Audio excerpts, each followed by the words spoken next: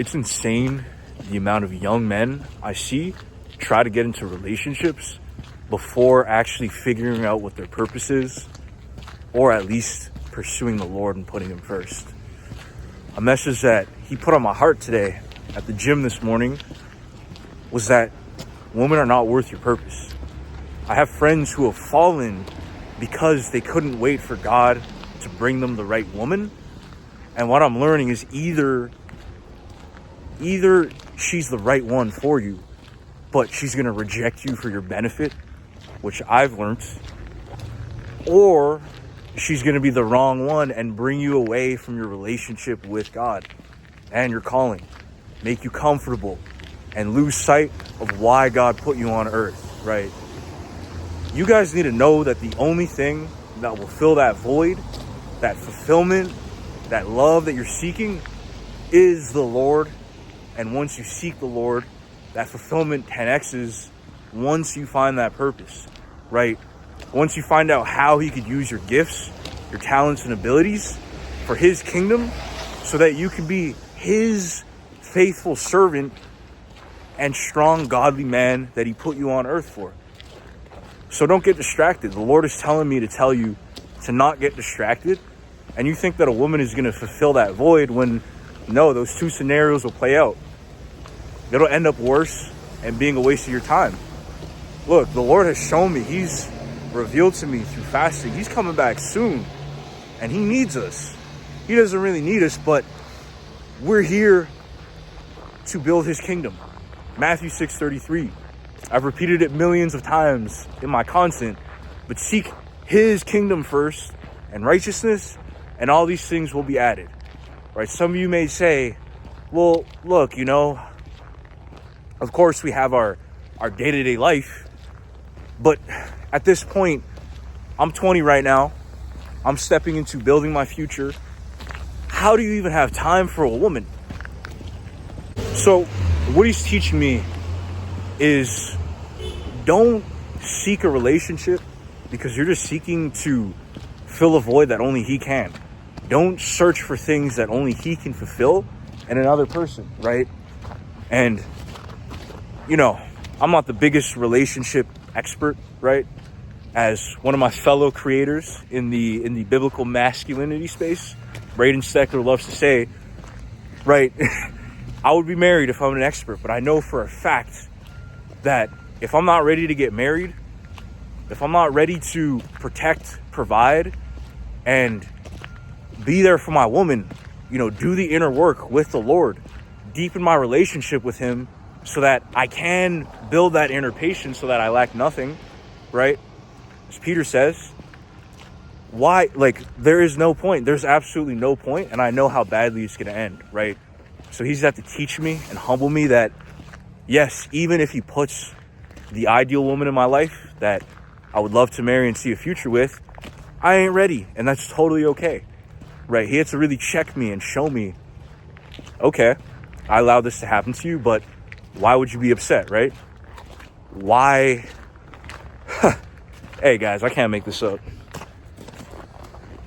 Let's go. Jesus, Lord, let's go.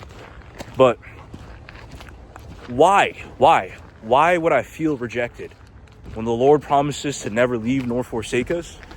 Why would I feel rejected and try to seek what only he could provide, the bread of life, the only one who could truly satisfy?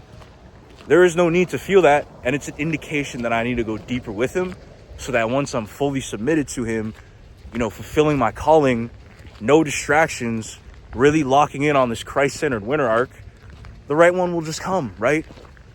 You guys need to not care how long that takes. You guys need to have the heart placement of, I'm going to deny myself, pick up my cross daily, and follow Jesus. Because, he was never married. I'm not saying that that's the same calling that all of us have in any way.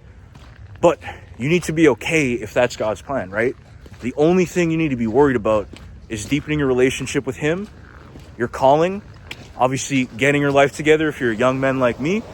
But at the end of the day, focusing on those things will bring them, right? So how do you get clear on your calling?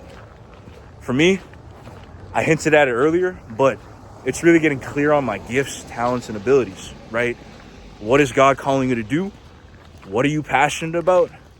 And what skills has he given you? You know, he's given you these two hands to work. How can you use them for his glory, right? The way I'm carrying that out is obviously with these, I'm really called to content creation. Just trusting him along the way, documenting the journey, seeing what comes out of it. But I know he wants to use that for his kingdom, right? I'm focusing on that calling, and I trust that the right woman will come in due time. Humble yourselves. But at the end of the day, on top of leaning into your calling, right?